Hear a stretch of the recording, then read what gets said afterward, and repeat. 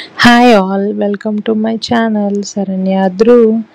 ఇవాళ day 2 of my weight loss ఛాలెంజ్లో చూద్దామండి. మార్నింగ్ లేవగానే 1 లీటర్ వాటర్ తాగేసాను. దాని తర్వాత బ్రేక్ఫాస్ట్ చేశానండి, double egg pesarattu with peanut chutney. అది అయిపోయాక ఏబీసీ జ్యూస్ తాగేసాను. దాని తర్వాత 1 PM కండి లంచ్ చేశాను. కొంచెం రైస్ తీసుకొని వైట్ రైసే తినేసానండి.